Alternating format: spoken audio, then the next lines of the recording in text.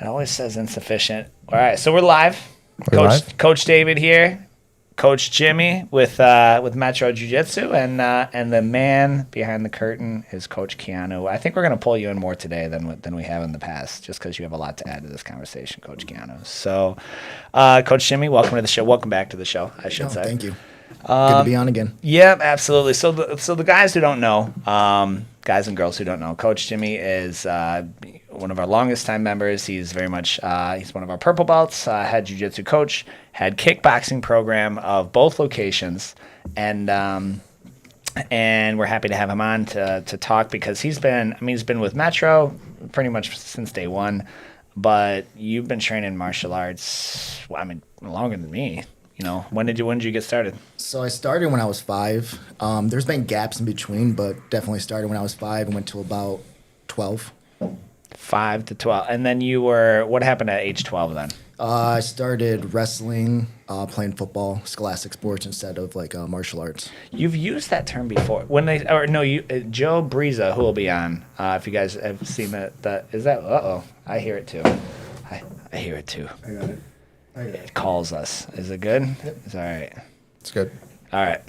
Yeah, it's Scholastic Sports, Joe Breeza, wrestling for Jiu-Jitsu. He used it too, and I was like, just didn't say anything as if I knew what it meant. What does that mean? Like mainstream stuff? No, so scholastic means through school. Through school. Oh, so books. Scholastic Book Club is through school. Mm-hmm. So it just means that the sports are provided through the education establishment versus like a private. Got it. Okay, very cool. So now I'm educated on that. All right, cool. Because I heard it, and I put it together. I was like, consider the context. Is it? What do we think? Is it my power cord? Are we? Yeah, it's this power cord that's touching these ones, but it's good right now. All right, it's good right now. So if you guys we hear static, literally that eerie Lord of the Rings music, that comes through, and so we're like, we need to get a grip on this. So we're gonna, in no particular order, I'm just gonna kind of ask some questions. You started with what type of art? And the theme of the show today is the progression or regression, as the case may be, of martial arts over the years, and certainly over the decades of what you've seen. So let's go into that. What is that? What art did you start in? What did classes look like? What did progression look like? What did belt ranking look like? And then how have you seen that change? And then also, how'd you get into jiu-jitsu? So I started out actually at Gibraltar Community Center. We just had a little area in the community center. Trade center? Nope. Community center. That's right. Yeah. Yep. So we just did it on the tile floor and the kind of the open area. On the other side of they had a dance academy within there too. That had one room and then we had the other. My instructor at the time was only a brown belt. So at a certain point after I'd been there for it's Taekwondo though, right? It was NAMA, North American. It was a mixed karate Taekwondo. It was a mixed style. Got it. Okay. So he had opened up his own little affiliation through the community center. That's cool. And then at a certain point, I think I was there for probably 3 years. I got to be a green belt, which is right under the brown belt. So essentially, my instructor told me that I should probably start looking for a different academy in order to rank up, because he could promote me one more time, but then after that, he would have to wait multiple progressions to be able to rank me up again. Which is okay. Well, that's and what would that's similar to jiu-jitsu, because you can promote 2 belts below you. Mm-hmm. So a brown belt can promote to blue, a black belt can promote to purple. Kind of one stripe? I don't even know. No, you have to be a 2-stripe, I think, to promote to brown. I think so. So. We should Google. I'm gonna Google. Or it might be 1 stripe, because it might be black belt and then 1 stripe. I think So I think 1 stripe can promote to brown, and then you certainly need to be 2 stripe to promote to black. Yes. Yeah. So I think that's where it plays. But that was that's cool that he was like, hey, fine, because he was looking out for your. You want to make sure you're progressing, or at least ranking up. As we do. Well, in martial arts. The funniest part is that he's actually another local jiu-jitsu school owner. I need a first name. Do I know him? Brent. Get out of here. Nope. I started. Brent was no way. That's started so with Brent. cool. Yeah. That's so cool. So guys who don't know, it's Brent Insko, Coach Brent Insko, with Downriver Jiu-Jitsu, and they are I believe they're in Riverview right now. And so my cousin Kyle earned his black belt through Brent, and Brent and I were teammates at Detroit for years, and then he where'd he go? And then I think he went with. Six Blades. I was Six Blades. Hibero, yeah, was at the time, and then Six Blades, and then Jiu-Jitsu for life now. So, no way. So you trained with Brent for like 6-7 years. Probably like 3-4.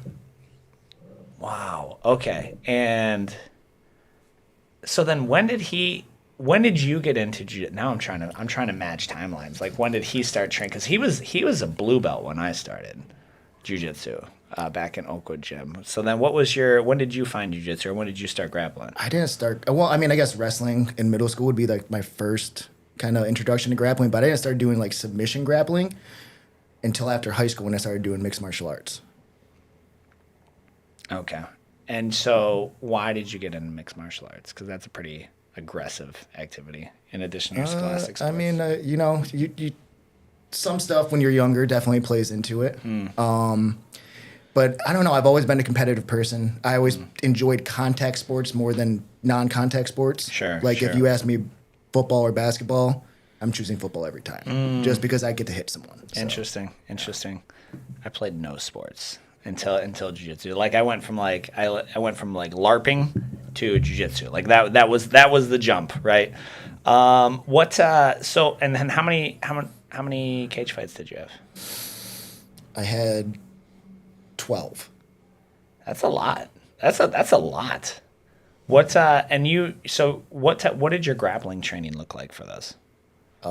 We had puzzle piece mats, and we started from our knees. Which is, for the record, the guys who don't know, like they fit like puzzle pieces, but they're, like the play ones you can get from IKEA for your toddler to play on, they are slightly thicker than that, and so it's very, very little cushion. That's painful. That's really painful. Okay. So I want to go into how you first came to Metro. And it's kind of like a longer journey. Is your Justin Caudell, your cousin, was literally one of our first 50 members, and he, I think he had a little bit of grappling experience. Maybe you guys were rolling around. Maybe I can't remember if he trained somewhere else, but he signed up for a tournament, EGF, Elite EFG, maybe Elite Federation of Grappling, not to be confused with AGF. It was just a little tournament in like Waterford or somewhere. And you signed up too. And you're like, oh, you're going, I'll go. And you weren't training anywhere at the time, right? And I'm just like, oh, well, Justin's got a buddy here, and we were a new school. I was like, let me help him coach him, because do best I can. And that was it. Like that was, I just remember, saying, hey, my name's Jimmy, do whatever, cool, great work. I can't remember how the day went. And then not long after, you came in for like a trial class to actually try out training formally. Yeah. And I remember sitting. I was like, this should be pretty. I mean, he's trained before. Clearly, he trains enough. Like the fact that you're competing. I guess you had cage fights under your belt, so jiu-jitsu tournaments, nothing. The fact that you're competing and not even training, I was like, well, this should be easy, right? It should be easy to get him on the team. Then. It didn't work out. I remember you looking and you were like distraught. You're like, man, you're like doing math. I could see the smoke coming out of your ears, and you're like, Coach, I just can't do it. I just can't do it. And I was like, so what was the issue? What kept you from training the first time and then coming back in not very long later? So at the time I was moving apartments. So as I was, getting the other apartment, get ready to leave and everything, getting ready for the, all the fees at the new apartment. So, you got first month, last month. Yeah. So we were getting that together. And at the time, I was the main person working. And so that really fell a little bit more on me. And I really wanted to do jiu-jitsu, obviously. I was competing and everything and trying it out. It just, the timing didn't work out great. But actually, you had given me a call a few months later, I think like 2-3 months later, and kind of just followed up asking if I was still interested. And around that time is when I came in and actually signed up. Well, and that's that's something we do all the time. I mean, you have to, right? Because martial arts itself is something like I mean, there's a couple decisions that fall into play with it. Money is certainly one of them. Schedule is increasingly one of them. You know, like I was talking with Muhammad, money used to be one of the main objections. It's not anymore. No. Because the dollar's worth quite a bit less. Our prices haven't gone up in 4 years. You know, so put that in perspective of everything else that has. But now everyone's working more. They're either working more hours at the same job or they have a side hustle. They have to work more to earn the same amount, equivalent of what it was 5 years ago. Not going to get into why, but they have to work more. And so they're like, oh, that's cool. I can afford that. But man, I work like 50, 60 hours a week now, you know? And so like that's a hurdle. And then there's what I call the true cost of jiu-jitsu, of martial arts in general. And that's like showing up and getting mauled, you know? And we have as welcoming of an approach as you can get without diluting the art itself. And so what have you seen? How have you seen a constant fear? Muhammad's probably got a little bit more perspective, certainly a wider perspective of Taekwondo over 20, 30 years. Mm-hmm. From what I understand, it used to be pretty violent. Like Taekwondo used to be like full contact, and it's not anymore. In most of them, right? And this is from reports from people like you, Coach Delane, like guys who like train, like they earned, I think, black belts, you know, in Taekwondo, and they're like, it's the first Coach Delane, is he a black belt in Taekwondo? No, I think he got to like their third rank. Okay, so he got one stripe on his white belt, and he's like, this stripe means more than all of the other belts I've earned in Taekwondo, and those are his words. Like we could quote him, right? Like, and I was, you know, I don't know. But a lot of people think that jiu-jitsu's heading that same route with its the rules and like it's leaving kind of a self-defense basis and more of like into just the sport kind of game. Like, what's your take on it? What do you think?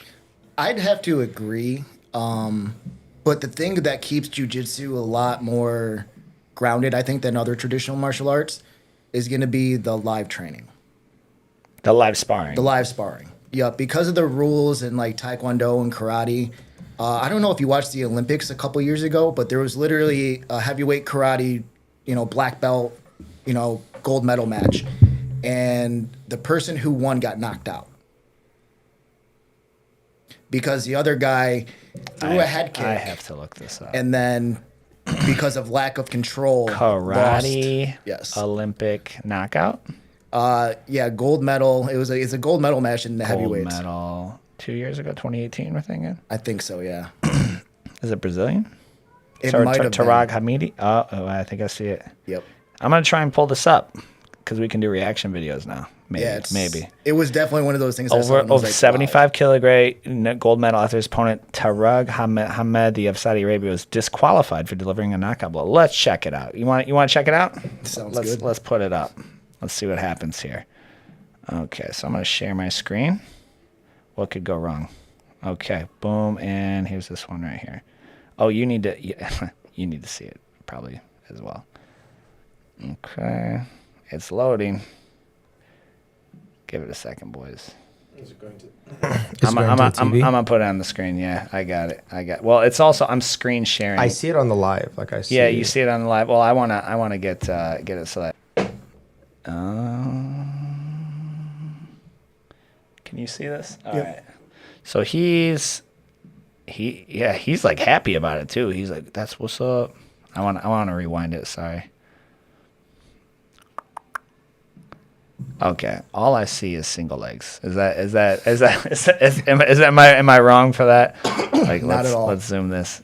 So what's this stance like? So in karate, they use what's called a blitz. The distance is much further. So like, you know, grappling, you very much want to be connected.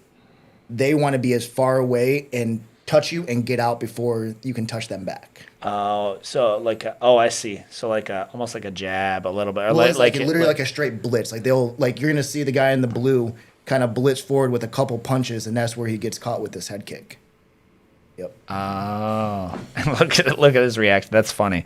So you're trying to go in and out. How much? Damn it, man! He's like really happy about that. That little jump at the end. Like that's that gold medal. little hop, man, that's crazy. And so he got disqualified here, huh? Yeah. This is 2020. What? Oh wow. Why did he get disqualified? Because it's too violent. Because he got knocked out. And as far as like that's what I'm saying. Like that's where if you're in a gold medal Olympic match and you get disqualified for knocking someone out, that's kind of crazy. And in a combat sport, right? Yeah. Like imagine, and we see that a lot with I was telling you about that takedown, which another video I can't see, but like this guy, it was a hard takedown, but it was clean, right? I would say, pretty clean. He had the arm trap, so he's got like kind of this and this wrestling was fluid though. Like I can't even what's up? Who's Chad? Who's Chad Huber? Chad Huber is one of our blue belts, and he is a really pain in my neck when we roll.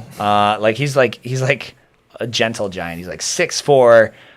He doesn't lift at all, to my knowledge, and he's one of the strongest humans I know. He's only like 220, 230 right now. Yeah, he's lost. He's probably lost 60, 70 pounds. He said, I liked him bigger when he was bigger. Yeah. It made me feel less bad. He said, "See you in a few, Coach Jimmy." Yeah. So for the 1 p.m.s, absolutely. Yeah. So, which a lot of people they still don't know about those. That's why I was like, we gotta emphasize those on our website. 1 p.m. classes. We have 6 a.m.s too. That's a secret menu class. But to the point about the takedowns, wrestling was fluid, and he had the arm trap. So imagine now my arm's pinned, and now he's getting lifted, and he gets smoked, dude. Like he gets smoked and just dropped on this shoulder, and everyone is like, oh yeah, and his at first I was like, because he kind of leaped into it, right? I was like, that leap wasn't necessary, But then he did a follow up video to it. He's like, guys, listen, everyone, I did a takedown. It's not like if he had launched him off the mat onto like the basketball court, it was a local tournament, like the hardwood, totally uncalled for, right? But he's like, what people don't see is he went to go jump to a guillotine. So like he was kind of like had to defend the choke a little bit at the same time. So where's the line drawn? I'll be the soft old man in the room. Like, you can't train like that every day. Like if I'm in that room and you're like, that's what you're trying to do to me, like there's how many cage fighters are over 35? Very few. Very few, right? Because you just can't keep up with that anymore. How many grapplers are over 35? It seems like a lot. Like probably hundreds of thousands. Yeah. There's a whole page of like Jiu-Jitsu over 40, and it's like hundreds of thousands of dudes, you know? So where's the line drawn between safety and practicality, in your opinion? I think that the higher intensity matches and stuff should be saved for, every once in a while. That or when you're getting ready for a competition. Sure. I think your everyday training should be a lot more problem solving, trying to figure out why stuff isn't working, experimenting. Obviously, if you're getting ready for a tournament, you want to be polishing things up a little bit differently. But I think your everyday practice, if you're only playing your A game every day, you're kind of doing a disservice to yourself and your partners. And your partners, for sure. Yeah. Yeah, and I think, I saw Gordon. I saw this before with, I'm trying to think of the first. It was another big name, but he's an older one. Gordon's like, I get tapped like 15 times every practice. Mm-hmm. And I can't remember if it was in the same context of amongst because he likes to train with like blue belts. Like he's like, I give blue belts, the dominant position, and he's like, that's a key, and everyone thinks, oh, I need higher ranks. Well, no, I mean, like you give them a dominant enough position, and you got to find out if you give them a deep arm bar, like they could cause you trouble. We were talking about this pre-show, like because I'm exploring different parts of the game now. I've gotten tapped more times the past 2 weeks by it seems like increasingly lower ranks. Like I don't know if a white belt tapped me this week, but certainly a lot of our blues caught me because we're just playing a new position and I don't know the ins and outs of it yet. And they react really weird, like really strange. And so there's that point of, like, to your point of keeping it playful. I really like the eco style games you play, the positional things, and you're giving them an objective, and that is more the exploratory version of it, which I think is one. It's certainly safer, and then you can always turn can always turn the throttle higher. You can always turn that throttle higher, and if it's consensual, right? Like you're like, hey, comp training, whatever, getting ready for matches. Sure, have at it. But to go to blitz like that, I don't know, man. I think it's that's why people get checked out or injured. They can't keep up with it anymore. Well, typically, especially with the live classes, I tell people to taper up. So start at a very lower level and taper up towards the end of the class. Crescendo, absolutely, that's good too, because your body's warming up and you're mentally kind of getting and then right before, who was it? Faraz Zahavi. He's like, when I feel like I could do 2 more matches, that's when I stop. He's like that's when I stop. When I'm feeling good, that's when I stop class. Because when I'm not feeling good, that's when we get injured. Part of the show that we're doing today, we're going to try to do, is we currently have a team. Yep, she's responding back right now. We have Leah Ardell, Coach Mark Liskey, Coach Jimmy Swola, and possibly I got to check out of the I'd love to discuss when I get back. They are at the World Tournament, Masters Worlds right now in Vegas, and so I'm going to try and have a cameo. We're syncing schedules with them, so if you see me on my phone, I'm kind of playing a moderator and things like that. So that's coming up, and then we also have another reaction video coming up as well of a knife attack. Pretty big thing happened this week, not here in Detroit, but going back to your upbringing through just your childhood. Obviously, you're a minority. Has you ever been discriminated against or mistreated or made fun of as a result of that? And then how did that impact you? And then how did you use martial arts around it? So I'm going to say from a pretty young age, I grew up in a area that is not very heavy with minorities. The elementary school I went to might have had within my 5th grade, 4th grade classes, like maybe 2 to 3 other people who were minority. So 99% of the people in the school were all white. Yes. Mostly white. Yeah. And so around you start getting earlier on, kids don't really notice, but around 4th, 5th grade, they start to notice the differences in people. So I got, I caught quite a lot of stuff just being the only Asian kid in the area. So, no one, and I can't remember, I was talking to Coach Lauren about this the other day too. I don't think I actually spoke to had a conversation with another Asian person until I was probably 11, 12, 13. Oh, wow. Yeah. How did, were you more, so did you know you looked different? Yeah. And so it wasn't what are they talking about? No. So what was, pardon the cliche expression, but how did it make you feel? Were you more just these guys, or confused? Were you kind of angry? 4th or 5th grade, that's confused, angry. I got in quite a few fights around then too. I was definitely a kid who got a few in-school suspensions in elementary school. Yeah, for fights breaking out. Yeah. Sure. Past that, elementary, high school, and everything, I never really had anything like that happen too much. I mean, people will say stuff, but it was the 90s. It was just a different time period as far as the way that people spoke to each other and the way that kids spoke to each other and stuff. There wasn't as much advocacy on bullying and stuff like that. Well, yeah, I mean the 90s was such a different time, and I know Keanu's he's mindful of our. You're our in-house moderator representing Coach Nancy. Dude, I watched Chris Rock's bit on I can't remember when it came out. It came out in 1999, and it was right after Columbine. The stuff he says, I was I'm just I literally can't breathe. I'm laughing so hard, and I was like, "There's no chance, no chance." And it couldn't have been more than 6 months after. And anything like this could ever come out, because the 90s was if you when they air Rush Hour on TV, there's a disclaimer at the beat. They're like, listen, we know this is messed up. We know, but we're not. This was just how things were at the time. We're not endorsing it now. That said, people love this movie. It's going to help our ratings, so we're going to show it to you. And Rush Hour, dude. And that was. Man, that was. It's one of my favorite movies. It's so funny. And both of them are so funny. But I think that's I clearly you got through it. And I'm gonna look at yourself today. I mean, you now coach hundreds and have coached probably it's not. you're well on your way if you haven't already passed coaching over 1,000 kids, you know? And so, do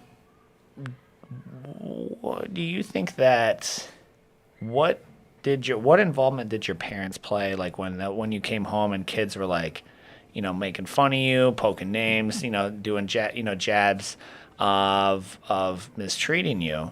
What was your parents' reaction? Obviously they weren't, you know, I'm sure they weren't endorsing you to break out a fight, but like how did they, I'm sure it wasn't like this outrage of, you know, poor Jimmy, you know, that's not you. So how did they handle it? So my mom is very religious. So violence is very much not acceptable for her. So so what's she think about you doing martial arts? Hates it. She hates it. She's never been to any of my. She's come to a few jiu-jitsu matches now. Wow. Because it's a little bit more tame. She came to wrestling too, but anything was striking. She came to like Taekwondo because it was touch. Yeah. But as far as my boxing, kickboxing, mixed martial arts matches, she's never been to. Is she what religion? Catholic. Catholic. Yeah. Oh, that's a pretty violent background. Yeah. she very much takes the peaceful approach with it. So it was very much more turn the other cheek. You know, sticks and stones may break your bones. That kind of that kind of old rhetoric. Humility. Well, there's a So what did that being raised in a household like that? Like, how did you gravitate? We weren't, you know, Christian, but like liked guns too. You know, like so like it wasn't like, you know,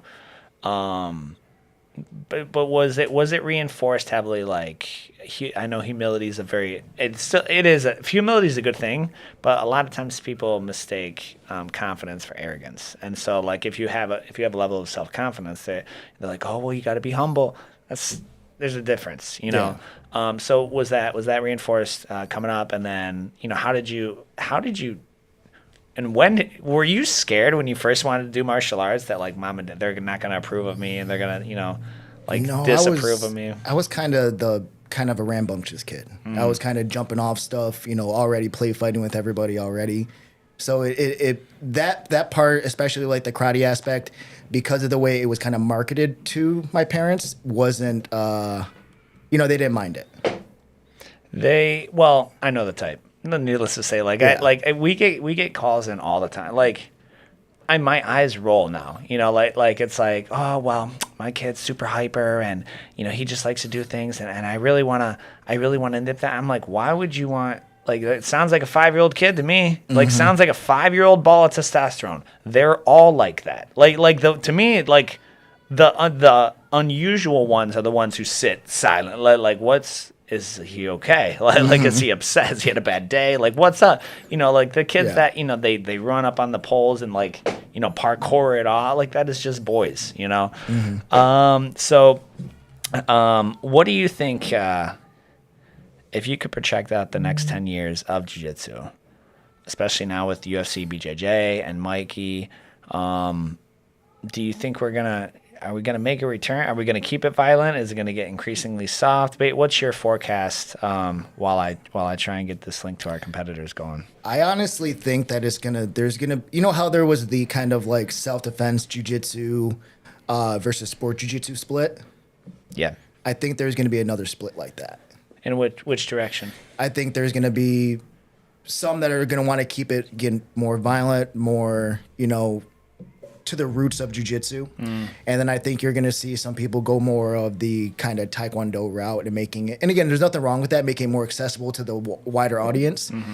But it's just at a certain point you do start to lose, like that black belt gold medal karate match. You start to lose some of the essence of the sport. Because I mean, again, that's obviously not the wanted outcome for someone to get injured in the match, but you're kind of punching and kicking each other at the elitist, at the highest level. Yeah. At the highest, like that's Olympics. It's the world gold medal. You know, Olympic gold medal. Yeah.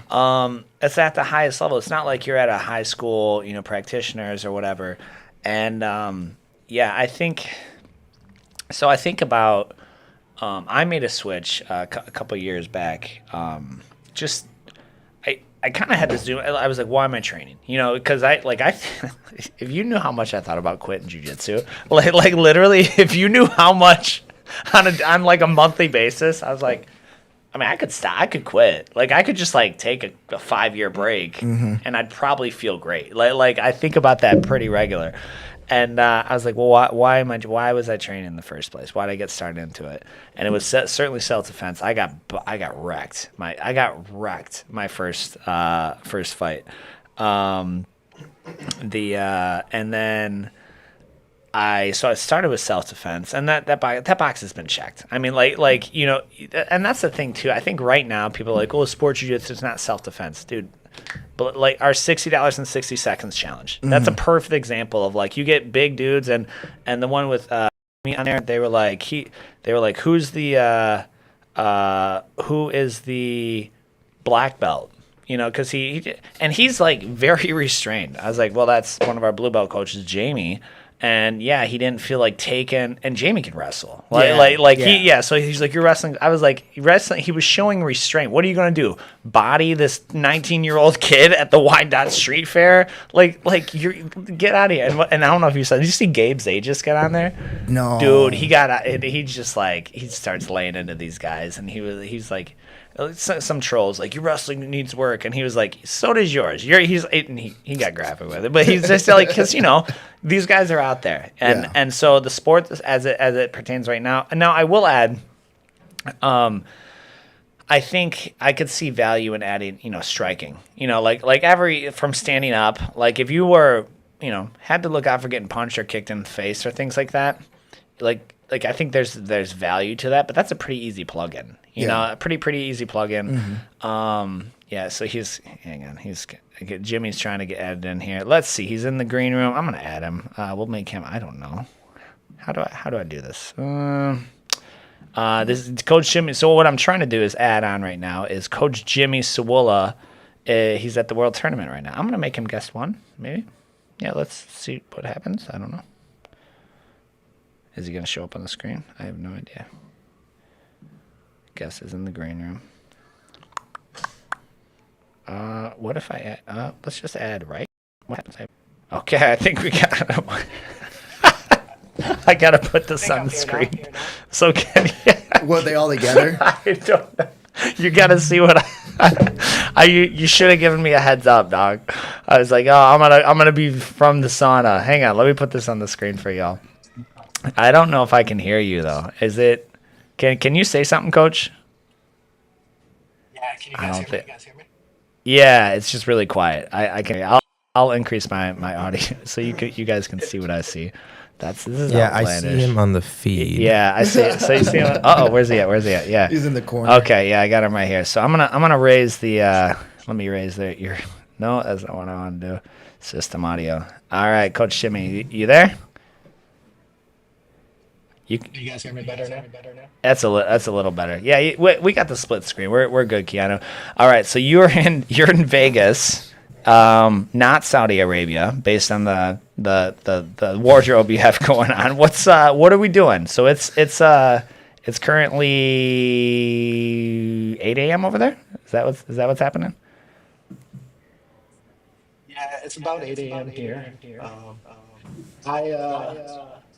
This tournament is one that falls at a bad time for me, so I have a lot of family things going on the week before. I ate some weights I shouldn't a few days this week, so I'm like a couple pounds overweight. So I came to the gym about 5:30 this morning. And how much are you over? Right now, probably none anymore, but I was about 3.5, 4 pounds over. And for those who don't, what's the variance? There's no variance, right? Like if you're 0.1 over, like you're over. You're out, and you only get one time to step on the scale. So, boy, there is a test scale. There is a test scale that you get, but that's incredible. Do you know how many people do we have in your bracket? 37, 38, somewhere in there. That's That is insane for massive. masters. That is for mass, and for that those guys who don't know. I know you're trying to pan to Jimmy. Do you want me to move that camera so you can get him? Like Yeah. just the Parks, I'm saying, so that you can maybe get him or move it wherever you want There's to just a move. bit of a delay. Oh, is it just a delay? What for those who don't know, the Masters is 30 and up, or the year you turn 30 and up, and then there's different divisions. So it's I think Masters 1 is like 30, 35, 2 is 35, 40. Year 3 or 4 now, Coach Parks or Coach Sola. This is my first year in 4. First year in 4. Okay, and you have 38. So let's count it down. Single elimination. So you got call it 19, 10. Or It'll 8, be right? 19. It'll be 16. No, it'll actually be 32 because the first round will start as a 64-man bracket.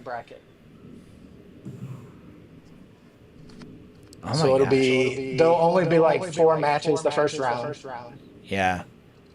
and then it'll And cut then to 32. 16. So you got 16, 8, 4, 2, 1. So you got 5 matches to win? Yes, sir. Yes, sir. Wait. How's the That's crazy. Yeah, that's a lot. That's a lot of matches. And they don't it's not like a local tournament where you got an hour in between. They'll get you do your match, you win, you go back to you don't go anywhere. You hang out in the bullpen, maybe a match or two. Do they send you back to the bullpen, or are they going to sometimes they'll just have you hang out, not table side. They're not going to do that at Worlds, but they send you back to the bullpen and you don't go anywhere, right? Correct. And so my 5 matches, if they go on schedule, my first one is 217, and the 5th one is 337. That's incredible. That is for you guys, that's and that's a fast pace because these matches, I assume, are those 6 minutes? Yeah. Yeah, so that is, and the intensity, especially at the World Tournament, that fast paced. By the 5th one, I don't care who you are, right? Your 5th match is not going to look the same as your first or second. So yeah, there's now it's as Coach Jimmy preaches every wrestling class. It's what are you made of at that point? It's the it's the cardio that's playing into there. Man. I thought 20 on the high end. I'm not gonna lie. I was like, Masters, there can't be that many Masters. I think Coach Mark has quite a large bracket for He went from how many does Mark have? Do we know? I saw him he's second seed though after he won Chicago. What do we know how many Coach Mark has? I think Coach Mark only has 4 actually, but I mean, Coach Mark is Master 7, so you're talking what, 60 plus? Geriatric Jiu-Jitsu. That's crazy. Aaliyah, her bracket's probably stacked too. How many does she have? I'm not positive. I believe she told me she was somewhere in the mid 40s. Man, that's combat. But it's the World Tournament though, and here's what I think is here's what is cool about jiu-jitsu is you can just pay to go compete at the World Tournament. That's all it takes, right?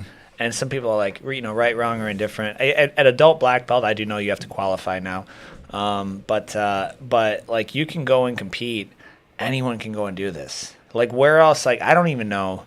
We'll take basketball, and we'll just use LeBron because it's an easy one for me. I don't I don't even know how you can get in the same room as LeBron, at all, let alone, without security and things. But now you're going and competing at these things. And it's in Vegas? Is it in the what's it called? The Pyramid there? Looks like he might have froze. Yeah. His phone. You know how your phone would be like, it's Overheating. too hot. Yeah. You need to get back to shelter. Probably exactly what it is. Yeah. His phone probably That's probably died. exactly what died. it is. Man, that was Coach Jimmy Parks. You guys, I think we may have lost him. Yeah, he's gone. His phone was like, we out. How do I get him off now though? Oh no, I don't want to finish the rest of the show like this. Technical difficulty. Interview. I'm gonna turn the interview off. Man, I gotta say this Ecamm Live is working out pretty great. Compared to when we were first messing with it. I do hope to have Aaliyah on coming up next. So Aaliyah Ardell, so she's one of our longtime members. The whole team, her whole family trains. The kids, her husband, right, Matt? I think, but I'm not sure. Practically husband. Yeah. If not, then equivalent. And she is. How many hours do you think she trains each week? In addition to running her own business, she's physical, so she's in the trades. She does drywall and painting. Say like on the low end, like 6. On the low end, I think on the low end, yeah, like on an off week, yeah, 6 hours of training for sure. But she's always there late too, so she's like, I mean, if she makes, sometimes I think she makes like 5 classes a week, so that's like 10 hours at least. Absolutely. So definitely excited to talk to her and Coach Mark. So Coach Mark is he's got a cool story as well. About, like, we talked about discrimination. He actually got age discriminated against. Like, he literally went to a school, local school, and the owner opens the door. He's like, hey, I want to try a class. And he's like, you can't train here. You're a liability. And, like, effectively, literally closed the door. And he called Muhammad, he called the gym, like, the next, that immediately. And he's like, hey, can I tell you something? Like, I think I just got age discriminated, and it's Mo. So if you know Mo, taking this call, and it's like, I'm just picturing Mo is like, man, like Mo would ask all the right. He's like, what do you mean? Like, what do you know? Because he's not gonna just take that lightly. Yeah. And so that was that.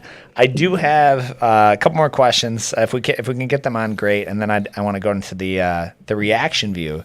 The reaction video of that knife attack. Where was boom. What is the most powerful or memorable transformation story you can think of from one of your students? Kids, could be kids or adults, whether it's physical, emotional, or even life-changing outside of the gym. I was thinking about this one, and honestly, I think Mia Moore might be one of my picks for that. Just she came in extremely withdrawn. Like trying to get her to even speak to you for the first few months was almost impossible. Yep.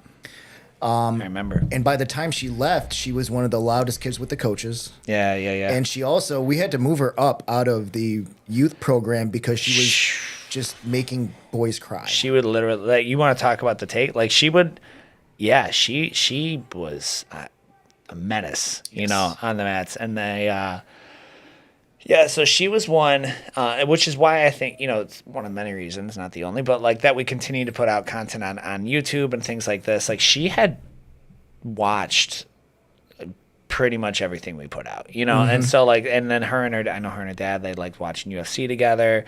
And then she's like, I want to train. And here's what I do think is kind of cool for any school, any gym. If you're watching this and you own a gym and you're not putting out like social content, like, regularly, like we're talking where people can get to know you and your personality, I think you're missing out, because by the time they get into the gym, it's like meeting like a low skill celebrity. Like, oh, this is Coach, Keanu's like, Coach Jimmy's here. He was the first guy, the first guy that I met, or like you see the kickboxing ads that you're running. They're like, man, I've seen your stuff all over. I'm excited to actually meet you. I think we got like 20,000 or something people seeing that now, and that is it adds more personality versus like just come do some classes. They can get to know, and inevitably, there's vulnerability there, but Mia's a great example of, like, she came in and she took to it really well. And I still can't believe how strong she was for her. She would literally lift kids up what appeared to be effortlessly. Yeah. And so that's a good one. I would probably, man. There's so many. It's kind of hard to choose. It's tough to pit, like, and there's noteworthy ones. Like, I've lost track of how many. I think of Benny Brewer, who just made a comeback with his little brother. What's his brother's name? I want to say it's Henry, but it's not. What's Benny's little brother's name? I can't remember. I want to say Henry. It's not Henry. It's not Axel. It's like, anyway. But Benny would. He got on the mat. This is really funny. So Dad brought him day one. And he got on the mat and he did great. Like, he did great. Like, did good. He says back in the green room. Oh, I see. Jimmy's back in the green room. Wait a second. Where is he back in the green room? Sorry, I'm managing. Uh-oh. There we go. So we're going to add him back on, and I'm going to finish the story about Benny. And maybe? Oh, there we go. Can you hear us, Coach? Yeah, I got you. All right, cool. Well, I'm gonna finish my story so I don't leave the class. So Dad brings him in day one, does great, pays in full for the year, and Mom comes in the next class. It was a totally different kid. Like, he was running off, crying, the whole thing, and then. And all she knows is Dad just spent like over $2,000, and then this is what, and I could tell she was like so confused first time, and I was like, hey, do you want to have a chat? She's like, I think that's a good idea, and like I was like, so listen, like he's, we just kind of like, this is sometimes normal, and he would have been 4 at the time, or 5 maybe. I think he was 4 because I think we allowed him into the program earlier yes, than normal. Yes. So yeah, before we had the pandas, right? So, and I was like, listen. Like, this is a one-day thing. So, in transformation, that kid, man, like, he gave me a hug. Like that's like, he looks like Landon. So it's kind of like a son third son that I don't have. Coach Jimmy Sawula.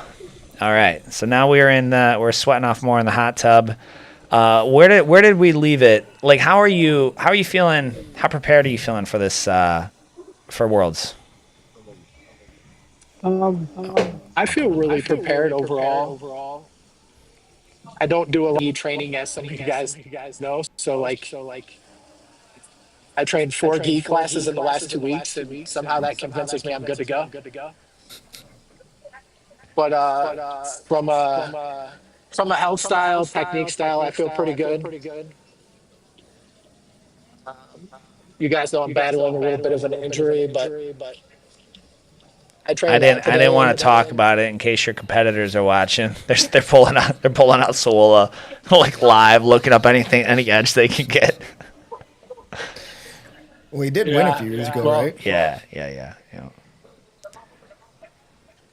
I haven't won gi worlds yet. I've won almost everything else, but not this one. We need to overlay. Like, I've only trained 4 gi classes, so somehow that convinced me good to go. And then, like, when he wins gold, just his matches. That would be an amazing video. That's the IBJJF. They would reclaim it. They would go repo his gold medal. Oh, that's funny. So and so you're going at noon though, right? Noon local, man, time zones. So that's 3 p.m. Okay, 3 p.m. ish. Yeah, we're gonna try and tomorrow. Oh, tomorrow. Oh, Yeah, okay. yeah. All right. Okay, cool. That makes it sound a little bit easier. Yeah. I I'm thought thinking he's doing it like right. Yeah, I thought he you were was going too. in a few. Okay. So you just gotta watch what you eat tonight then. Goal today is to get far enough underweight that I can eat healthy tonight, put some electrolytes in my body, and still feel comfortable where I'm at tomorrow. Gotcha. Okay, so it's tomorrow. It's Saturday. Why did they? Because you flew out yesterday, right? Yeah, they sometimes take forever with pre-schedules. So I didn't know what day I was going to be competing till Monday. And my flights were obviously booked before Monday. Yeah, of course. Yeah. How are you the biggest organization in jiu-jitsu, but you don't jiu-jitsu. put your schedule out until the Monday before? Yeah, the so that all the competitors, in addition to, all the other costs that are involved with competing, right, Yeah. registration, whatever, and then they're like, yeah, we'll give you a 4-day window. I can get you, like, it's gonna be in this 4-day window for sure. So just at some point in time, and to his point, like, you can wait till Monday and then pay, last minute ticket prices for whatever you're playing, but They do put everyone's out a pre-schedule way early, but essentially if you're anything but a black belt, that pre-scheduled just says you could go any day. But black belts know what day they're going. Oh, okay. All right. Well, as a black belt, I can respect that. I appreciate it. Good for me. That's funny. Okay. Well, they and you are so where are you relative to the rest of the crew out there? Are you guys staying close in relation? Are you planning to like meet up? Like what's the logistics there? I don't really know. They have a WhatsApp page that they started that they're communicating, and I Like need one of them to invite me in. they So just what WhatsApp? So WhatsApp used to be I first heard about it at the trade show, the jewelry trade shows, because everyone overseas you could text. It was like international free texting, and they're like, oh, WhatsApp. I was like, what are you saying? What are you talking about? And I don't know if Facebook owned it at the time. They own it now, and like everyone loves WhatsApp, and it is and I like you saw my communications. I check text messages somewhat, and emails not really. Anything else is like you better be. It's on back burner. Like, oh, I messaged you on WhatsApp. Like, yeah, I didn't get it. I'm sorry. I'm sorry. So they'll get you in. Okay. Well, what, Coach Jimmy, if you could shed some light. You certainly don't compete for the money. You don't compete for you have a lot of other responsibilities outside of the mat. What keeps someone like you at your age? What are you now, 45 or 46? I just turned 46. Okay, yeah. Why keep competing? It's a self-test. It's personal growth. I don't have a lot of things that I get anxious about in life, but there's points in the lead up to these where I get anxious, where I get anxiety, and I like dealing with that. So that's a big reason for me. The other reason is I have two boys, and I like to set the example for them. I coach at Metro. We encourage people to compete, so I like to set the example for people there. That's mainly it. What do you mean? Like what? Why isn't the goal to avoid things that cause anxiety? No, sir. No, sir. Life's real simple. It's going to be hard. You get to pick whether you make it hard by doing hard things and you get to live a good life, or you try to take the easy way out on everything and you get to live a crappy life. You pick. They the I as a competitor, you got a wrestling background too. We were talking in the show a little bit how sports jiu-jitsu is becoming it's facing potentially becoming much softer, progressively softer. What is your I know you have a very violent game plan in when it comes to competing. So what's your take on jiu-jitsu competing in jiu-jitsu?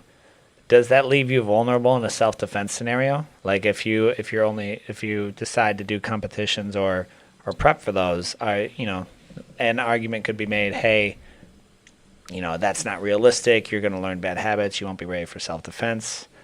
What is your take on, I guess in a nutshell, competition jiu-jitsu versus traditional self-defense jiu-jitsu? You get to make what you want of competition jujitsu. For me, when I started doing jujitsu 6 years ago, I wanted to keep wrestling, jujitsu, and self-defense as close to the same thing as I could. So stylistically, even gi and no gi, I try to keep those the same. I got horrible feedback, so don't mind my pauses. You're okay. Um, I think it's certainly for a lot of people that have gone to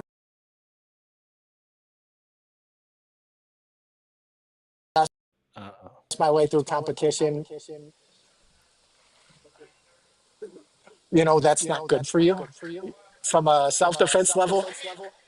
Unless you're in the grass and somebody's wearing a suit and tie or a leather jacket when they attack you, I don't recommend the guard pull concept.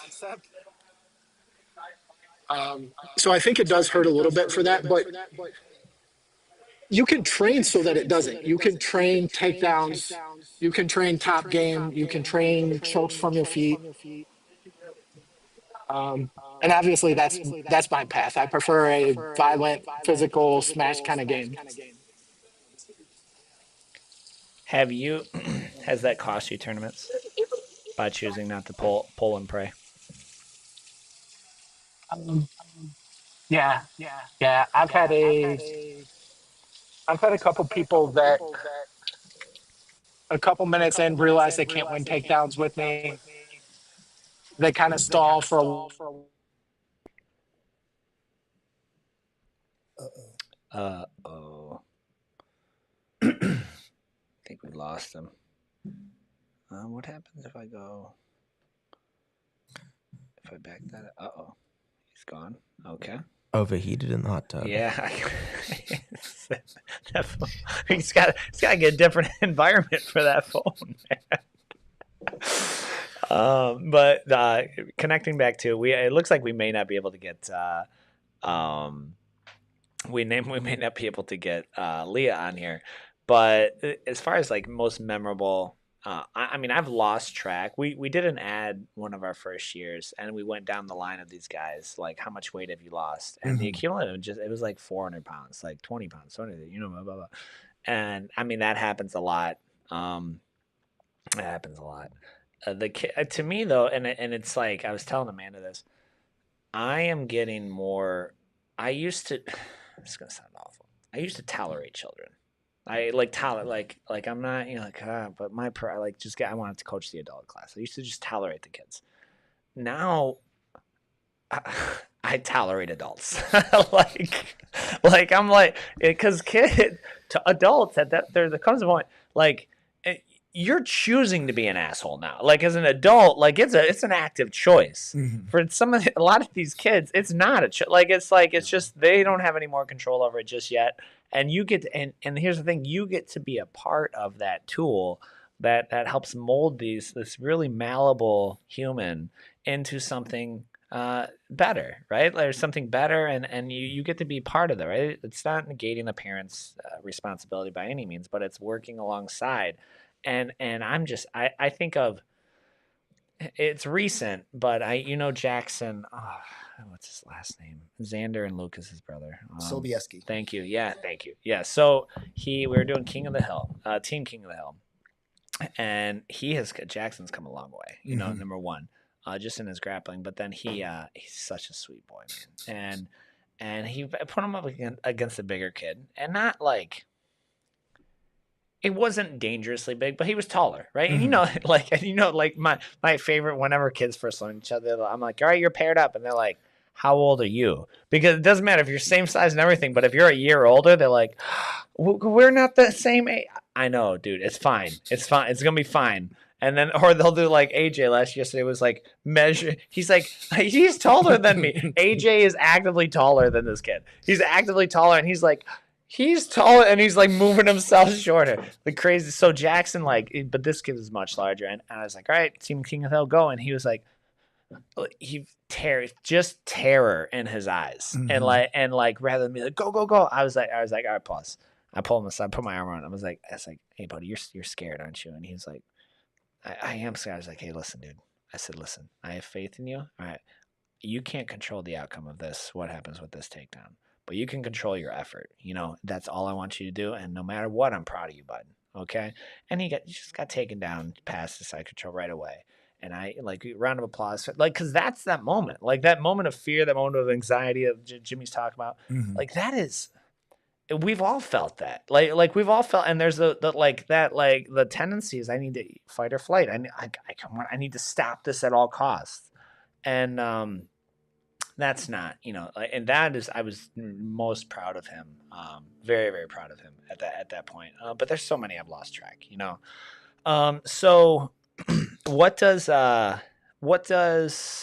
how how long do you see yourself training martial arts? And better follow-up question is, what does training martial arts, because I know your answer, what does training martial arts look like as you age? I plan on training for as long as my body will let me. That's kind of like the honest answer to it. As long as my body will still allow me to train in some capacity, I plan on it. Yeah. As I get older, I understand that the live training is going to, start to go down. I've already started to taper that off a bit more with coaching and everything, and focusing more on the developmental side rather than my own development. So I see myself probably moving more into like even smaller sided games than what I'm doing now. Like very much like being more, obviously you have to be more choosy about who you train with as you get older too. Of course. Being a little bit more careful about that, and taking away some of the randomness of the, like, what can happen in a jiu-jitsu match, where if you can constrain it a little bit more, the things that can happen, the amount of things goes down. That's a mental block for me a little bit, is the portion about choosing who you train with. Cause he's talked about it, but he says Jimmy says, I'm back again. If you guys want me back in, I don't know, bro. Like let your phone cool down or something. And so like go put it on an ice pack. Go. Is he back? I don't see him. Where's he at? I don't see him. He needs one of those cases that look like you can put in the freezer and cool your phone. Yeah. What is like the next hottest location he could put his phone? He's got probably Vegas. Like just going outside at this point. Yeah, I hear it too. Where's it coming from? Oh, it's my microphone. Oh, it's yours. Okay. Well, I mean, he's here. I'll message him. Message him right now. So, but to the point of, I think there's a like, these guys count on me, and that's what I'm thinking. I'm like, they count on me. They need tougher training, right? And you can craft. We crafted just a game of position. They started with I call it the air guitar, but it's a single leg and it's up high. Ready, set, go. Yeah, that's plenty hard enough to get out of. So that's plenty hard enough for them to get out of it. Really any skill level. So the person on bottom, they get to, escape. Person on top, they get to finish. And because there is a real longevity aspect to it. He's in the water now. He's underwater with it. Is what's going to happen. And I think that mental block of, he's in. That mental block of, like the kind of like, well, I'm bitching out if I don't take a tough match. Is effectively what it is. Like, this tough guy, and it's like, well, that 21-year-old will recover tomorrow. Like if something, or this week certainly. Yeah. We were talking again in a pre-show. I have never just felt the accumulative wear of jiu-jitsu and everything else that we have going on. So that's what I'm feeling. And I blame Coach Sawula personally. And your north-south choke. I can remember someone who was asking me, they're like, because we were talking about my net. I was like, yeah, it's starting up here. And they're like, did anything happen? I was like, I know, I can tell you exactly when it happened. It was about a year and a half, dude. I don't know. You had man, I don't even know. It was a north-south variation. I came to get out, and you just backstepped / roll, dude. The pain, just pain, and then that happened on Monday, and then either later that week or the next Monday, you did the exact same thing, and you were like, oh shoot, I forgot about that, and I tapped even before you rolled, and that has been that's been it. I mean, that's just been something when I go to the chiropractor, it's not bad. I got to get back in there. So is that the plan to north-south choke everyone then, Coach Jimmy? Is that it? Is that in the cards for today? Tomorrow? Sorry. That's always the A plan. That's the first thing I'm looking for, and if it's there, I feel good about it. Yeah. He has. So we were training at Zombies, and you have a unique problem solving to Park's standpoint. Your problem solving from the guard is always really unique too. Like where I guess where because you're coming up with stuff like it's not your typical like guard passing and breaking. You're coming up with really just strange reactions that like I don't get. And I'm like, man, I gotta like this is not because you're getting kind of like this channel of like move kind of and then like here comes Sawula with some type of 400-year-old catch wrestling Greco that like Adonis used back in the day, and I'm like, how do I'm supposed to deal with it? And I have about 1 second to figure out how to deal with this. Like, where do you come up? Is that just more? Do you study tape of yourself? Do you study tape like a certain channel or YouTube channel that you follow? Where do you come up with your technique, for So lack of a better word? it's two parts really. There's a lot of catch wrestling content that I follow. I like Neil Mendelson, I think is I don't know his name. There's a catch wrestling guy out of Texas that I follow,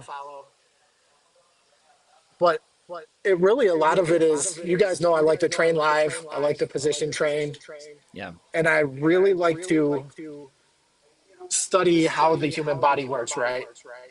And a yeah, lot of what I do is just based on what's going to make me athletic and you not. yeah, Like, how can I twist your spine? How can I find an angle that makes you uncomfortable and still put myself in an athletic position? And yeah. when I find those things, I hold on to them like gold. That principle alone is something I've adopted. Well, one, I've felt it. I felt it firsthand, and I'm like, man, I just can't. I can't. I physically, my nervous system won't let me move this way. And that's something we talk about contortion, right? If you're moving the hips and the shoulder, which you love to do, right? I notice you'll find a way to pin the hips and either twist the shoulders or vice versa. And that is but the live feedback like if you're we created kind of another wrestling game with an eco approach, and Cody had a dude he annoyed me. He found a workaround in my Kimura counter, like it finally stopped working after a year. I was like, oh, this sucks. So then he was starting with the low single, and after he got the takedown about 5 or 6 times with the same thing, after my Kimura, I was like, okay. So then his leg was more in front, and I'm just scooped. I was like, because why is he giving me? He's pushing into me, right? So I'm just scooped under that front leg, and I just gabled and dropped all of my hips on his face. Like there was such a Coach Sawula move. And then I did it twice, I think 3 times in a row. He's like, man, what do I do to deal with that? I was like, well, if that leg wasn't there, so it's realizing what is, that same principles, which is the whole premise of eco, right? Like that's the whole premise of any way that I can make you uncomfortable. It's not necessarily like this move, because the moves are only going to work if it's an if-then scenario. If they do exactly this and you do exactly that, then that move will work. But the second you kind of vary from it, and that's where the true knowledge, the understanding of the body, I think the body works. The body works as well. So, Coach Jimmy, do you have any final word? We have a knife reaction video that we're going to react to, and that'll be just a technological nightmare. I literally think my computer will short circuit if we try to throw that one live with you on. Do you have any last words before we let you go? Anything you want to add on? Anything to the team? Anything to your competitors before we let you go? If I were going to say anything, it's simple. Don't stress about it the day of competition. What's going to happen is going to happen. You've either done the work in the last 6 months or you haven't. Show up and lay it on the line, see what you got, and walk away with your head held high. Because, this being one of the biggest tournaments, there's I think 20,000 people here or something, 17,000. Wow. Think of the millions of people that train that aren't here, that don't show up, that don't compete, Correct. Yeah. that won't do it. You're in the top couple percent just for being willing to put it on the line. So Hold your head high. Absolutely. Well, I appreciate you, Coach Jimmy. I am going to go ahead and we're going to log you off here, and then good luck. We're going to try. I'm going to try to follow you on Flow, and keep it. We'll stay in touch that way. And I appreciate you out there, coaching the team as well. And good luck to you guys tomorrow. See you guys. Have a good one, Coach. All right, so let's pull up this knife video now. Where's it at? Since I got that was jacking up that whole thing. I've been eagerly waiting for this. You said that was the whole thing. Yeah. Did I lose it? Oh, I think I backed out of it. Oh, no. Where is it? Nope. Oh yeah, I went over the window. Hang on a second. Who did I send it to? I gotta find it, y'all. You sent it to somebody? Well, I oh man, where did I send it? Isn't that it right there? Oh, thank you. Yeah, Dude, see, Coach, this is what. Yeah. Coach David is so funny. He's like, "Hey man, check out this video I found." Okay. All right. So I got to screen share. I mean, I'm Well, I'll share because that's gonna be really tough for them to see. perfect. Screen share. Boom. How do I make this? We'll zoom in on this. This is pretty good. All right. So this is a cop gets called. Guy comes out with a knife, and I'm pretty sure this has language, so we're gonna mute it. And then, all right. So right away. That's a big knife too. Oh my What's gosh. What are the like? So he had a knife inside, right? Like he had a knife inside. Do we know why? They got called? Did you read any of the I comments? haven't really looked into like the why of the video or anything. So he's still, man. Good for, yeah. I mean, he's getting him down, but like, dude, and that's the thing. That's one of many problems with the knife is you're down, quote unquote down. He got the takedown here too. You're still getting stabbed. Yeah. You're still getting stabbed, and then here comes the boy, dude. Yeah, I'm gonna keep my comments to myself about the backup. They that's not who I want for backup. Man, so let's pause this at the size of this knife, right? It literally looks like a chef's It is the largest because it's all right. So here, Can you do that again, Coach Jimmy? So it literally looks like a chef's kitchen knife, like this big. it's pretty. Check this out right here. So he sees it right away. All right, so if you're seeing this guy, the second and he's opening the door like ready to tango, right? Mm-hmm. So what are you? What's your reaction? Like what I understand, guys. Understand that we're watching this hindsight 2020. Like, of course, you're always going to have like I should have, could have, would have done this. Like the man, he's the man here on the field right now. So he's maybe sees or knows things we don't know. I mean, I don't like the enclosed space. So I would probably, as soon as I saw him with a weapon, would probably back out to the more open space. Back up, sure. Yeah, just because I feel like with the enclosed space, if I'm not my weapon drawn, yeah, I can get pressed, or like once he starts to take him down, he no longer has access to his own weapons. So yeah. now his hands are occupied. Yeah. So again, I don't know how I would react in situation, but just from everything I'm seeing, I would probably try to get back out into the open space. I don't like, yeah. Anytime anyone's charging at me, like I'm not, and he, it's kind of good reaction, because that's not, he didn't like turning and running away, like is a terrible option, right? But like you're keeping the distance. Why is that a terrible option? Running, like turning your back to him and running away. Well, he's probably, I mean, that guy, one, he likelihood. Well, you can't see, number one, and then two, I have no defense. So if he catches, and I don't run, right? So like I suppose if I was like, a stud runner, there's no way he's going to catch me. But then there's also this level of like, this is less important. In reality of this man staying alive, like you got called to help there. Like you can't be like, and then running away, So, but like if someone's charging at you, and then my only defense is now to run away. I hope I'm faster than them. I hope what if they throw the knife? What if they haven't, we know, and he probably saw, I would imagine he saw the knife the moment the door opened because it's in his right hand. Like, check this out right here. That's a bit, yeah. See, so look at that. Look at this dude right here. I'm for sure. Let me see. And he's diving already, dude. He's already coming in. Yeah. And so, God That's ballsy. I mean, that's I think if I'm not wrong, it looks like he's gonna try and grab the arm. That's like typical knife. That's the first thing they usually try to do is 2-on-1 the knife hand. that was what I was gonna say.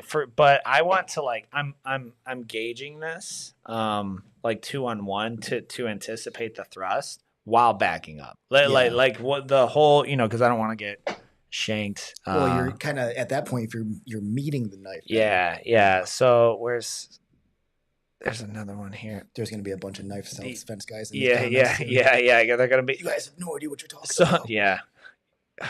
I defend knives every day. Yeah. Well, yeah. I saw this dude. He was like, why can't I grow my school? And then he's literally got 7-year-old knife defense. I was like, no. Like the best knife defense is if I can, right? And it almost looks. You see how there's trees back here in this courtyard. Mm-hmm. I don't know if that's cut off. Like, too, if that cuts close, that's as far as we can zoom in. That is a huge knife, dude. Right? Look at it in relation to his calf. Yeah. I mean, like in relation to even his hand. So that's easily, to bring this where we're at. Easy about 9 I mean, inches. that's easily like that's twice as wide as this. So that's a huge knife. It's somewhere between like 8 and 9 inches. That's for sure. a huge. So you're probably right. It's probably a kitchen knife. That's lethal. And that's You can't stitch that deep. that's a huge one. So where are we at? Yeah. Yep. So I don't know, man. Let's keep. Yeah. I mean, you're in a bad. Not without a knife right now, you're in a bad spot. Yeah. Without a knife, it was just kind of poorly timed shot a little bit. Yeah, like that. Yeah, that one right away. I see he's got a vest on. So when they get called, I would assume someone's told you have a knife. Why wouldn't you approach with your gun? I don't know. Oh, we don't know those details, right? We don't know if he knew there was a knife. I guess you don't until want the door open. And what do they say about the 30-foot rule? Like if I don't know about this rule. If we're within 30 feet, a knife beats a gun like 90% of the time. Yeah. Well, I'm sorry, an undrawn gun. An undrawn weapon. So like if I'm within 30 feet, I have a knife, you have a gun, like you're gonna get stabbed. They do this in police training, like 80 or 90% of the time. Now Jimmy, the reason we brought this video up is you have a personal story exactly like this, right? Yeah. Like of well, not me myself, but I know. Yeah, no, you didn't. Thankfully, you didn't get stabbed. So can you go into it? So a friend of my cousin, Justin Cadell, actually, he went to school down in Florida, and he had staying in college dorms. Him and his roommate had been living together for a while, and he thought the guy was, a little bit weird. Nothing too crazy though. Apparently one night they get into like an altercation, argument and stuff. It carries out into the parking lot. So, they're kind of talking back and forth at each other, typical kind of altercation. At some point, my friend decides he's going to, because he was a wrestler in high school. So he had pretty good wrestling skills. So he's like, I'm going to pick this guy up. I'm going to slam him. Yeah. So he goes to shoot his double leg, picks that guy up. In the process of that, the guy has a small pocket knife and stabs him like 17 times during this takedown. That's incredible. Yeah. And so he's buckled, right? Like he's getting taken down, but the same, just like we saw here, like Just like takes he's yeah. I mean, like you can stab a lot. Like you can stab easily once a second. Is it possible for us to even try count the stabs? I tried one for sure. Oh man, I think I saw like 6. This guy at least has a vest on. Thank God. The back shots for sure, but that side shot got him. So he got us. Yeah, no, that side shot definitely got him. And there's a lot of organs in there too. So side, the torso. yeah, 1, 2. So that's 2. He got him again on the side. Yep. And I think he now starts going to the back. It's because the woman gets involved and changes the angle. Okay, and wait for it. That's tough. 3, 3, 4, 5. No, it's just 4. There's just 4 right now. Hold on. So here, and the cop's getting winded because he's probably injured. Well, yeah, that's what I was. 4 stabs like, in. because we don't know how. Like, and he's up against that wall, dude. Like, I don't see any blood dripping. I mean, you got a lot of clothes on. Yeah, you got a lot of clothes. Like, you won't see it like just necessarily like that. 9 inches deep. Unless he had an artery. So what number are we on? Are we on 5? That was 4. 5. 5. Man. He could have stabbed him again there. 6, 7. Yeah. And now it looks like the knife has been apprehended. It's a lot. So okay. This guy has a broom. Thank you for bringing in the broom. Like what? That's jail for life, right? I don't know how it's not. Here's On the video, you stabbed a cop 7 times. Here's the beef I have. And we were in Southgate, and I probably shouldn't name him. He's on SWAT. He's on Brownstown SWAT, and he got called to that active. The guy shot at a couple cops in Southgate, which they don't take kindly to. And so they found it.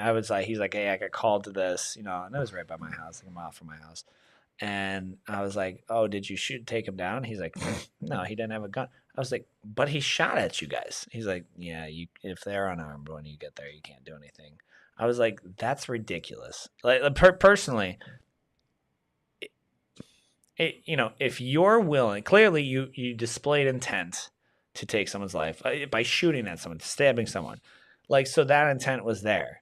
And just because you discharged it, got rid of it, whatever, like that, it's kind of causing, it can't be like, oops, just kidding, and he's like, I think like if that charge and consistency of the sentencing, like if you knew without question, every time you fired at a police officer, you were getting the life sentence, no questions, like not like a little bit militaristic, you're gonna think twice about it, right?